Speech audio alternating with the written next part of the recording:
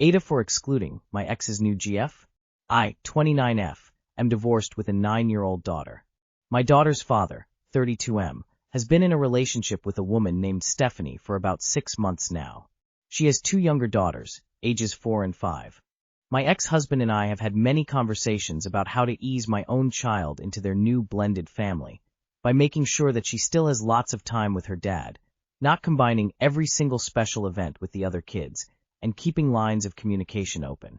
Overall, the introduction has been positive, but my daughter has mentioned that the younger children can be overwhelming and sometimes annoying. However, despite the conversations, every single special event has been blended, for lack of a better word. We're coming up on Halloween, and my daughter has trick-or-treating plans with her best friend and her family. Halloween is my custody time. My ex-husband asked if he could come and bring his new girlfriend and her children. I said no, as I wanted my daughter to be able to have time with her friend without having the other little kids in tow. They are not officially her siblings in any way, and I feel that she deserves protected time just for her. My ex-husband says that I am purposely excluding his new girlfriend, and that I should be more concerned that she doesn't have many friends or others to go out with on that evening.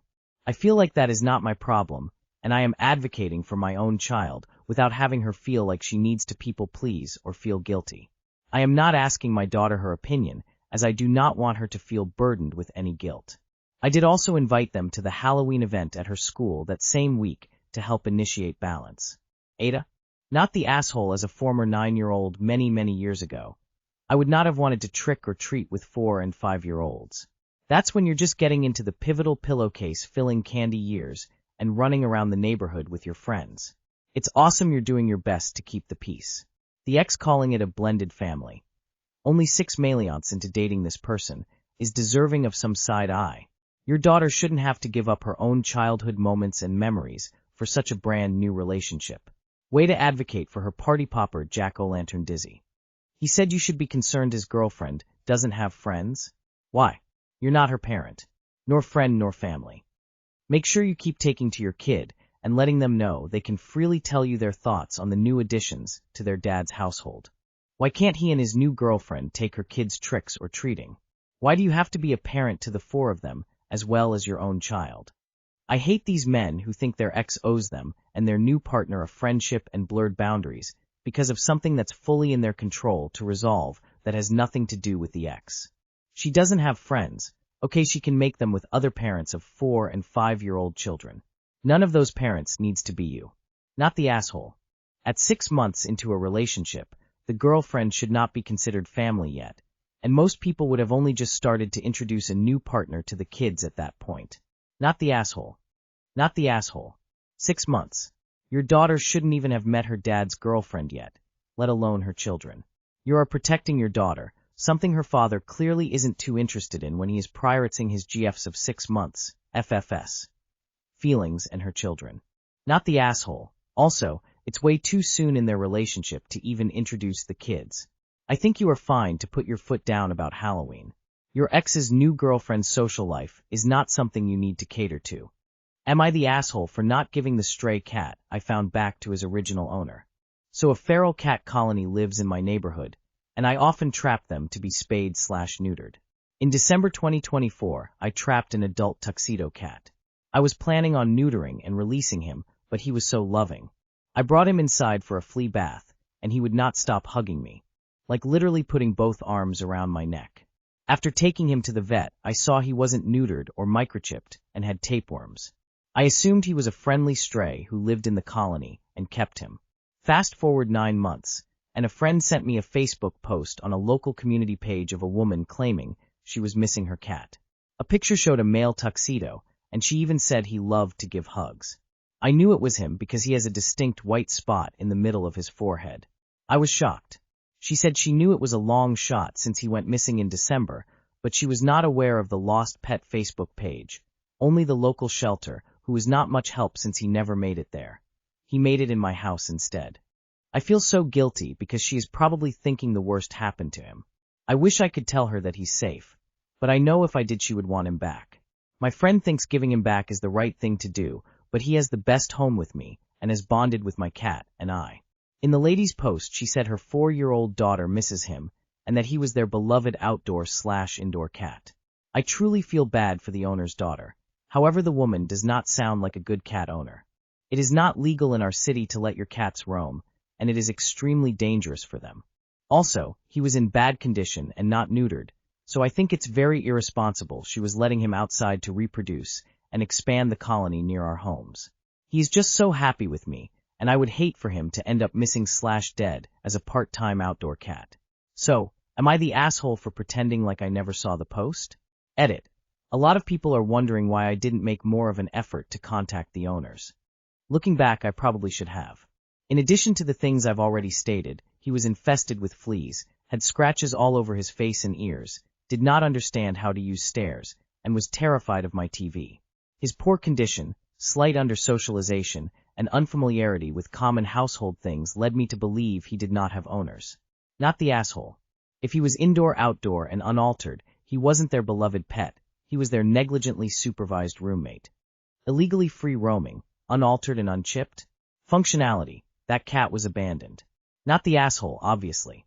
Oh, an adult male, unneutered, with tapeworms, missing in December, found and vet treated in December. Nah, do not engage. ETA, not the asshole. Not the asshole. If they actually loved the cat and had the inclination and capacity to look after him, he wouldn't have been in such a state when you found him. Owners who don't meet basic veterinary needs or have a pet microchipped shouldn't be responsible for an animal's life and welfare. Not the asshole. It's not about them, it's about the cat, and he is better with you. Microchip him. Not the asshole. Way too many people think cats just take care of themselves, and all you do is feed them. Cats are living beings, not just property, and they need proper medical care. She didn't even get him neutered, which is so terrible for an outdoor male cat, as they will get into fights with other males. Am I the asshole for telling my dad he shouldn't have had kids? I, 32 female, have a service dog. I will not be answering questions on my disability, but she is task trained. She does deep pressure therapy. She is not an ESA. My parents host Thanksgiving. A few years ago, my grandma adopted this woman, Barbara, 50 SF, who is scared of dogs. When she comes to Thanksgiving, my parents board their dog for her. I told my dad that I wanted to go to Thanksgiving, but I was told I couldn't attend because Barbara is afraid of dogs. I told him that I'm his daughter and I should come first. He still wouldn't cave. Finally, out of frustration, I yelled at him that if he wasn't willing to put the needs of someone he chose to create above some random adult lady that my grandma decided to adopt, he shouldn't have had kids, and hung up. So was I the asshole? Did I go too far? I should add that I don't have an issue with adoption. My little sis is adopted, and she's the same as my bio sis. Adult adoption can have benefits, but this feels a little weird. Anyways, not the asshole. Your medical needs should come first. Edit. For those saying compromise, would you ask someone to go without a different medical device because someone is afraid or triggered by it? Service dog, not a pet. Not the asshole there. Adopted is one thing, but she's literally a 50-year-old woman who was adopted. Is there some context here? Like, I don't know, why did your grandmother do an adult adoption of someone who qualifies for AARP? Not the asshole there either, in my opinion, unless there is some really good explanation for this. AITAH. It's a trained dog that will be working. Your father is choosing sides, and not the right one. He is rude. Not the asshole. It's a service dog, not a pet dog. It isn't going to be a jumping, barking, in-your-face personality, because service dogs don't do that when they are working. If you were a wheelchair user and Barbara was deathly afraid of wheelchairs due to being run over as a child, I doubt your dad would tell you to just leave your wheelchair at home. A service dog is an assistive aid, not a pet, and should be treated as such. Your dad really should have your back on this. It's honestly heartbreaking if you can't rely on your parents to have your back with regards to your disability. Barbara should be told she's welcome, but that your service dog will be in attendance, and that it will be working and therefore will not be in her face. I feel like there's a lot missing here. From the post, it sounds like your disability is severe enough that you need your service dog at all times. That's all we need to know. We can't judge your needs. You need the dog. You need the dog, which in turn is something your family should be more understanding of.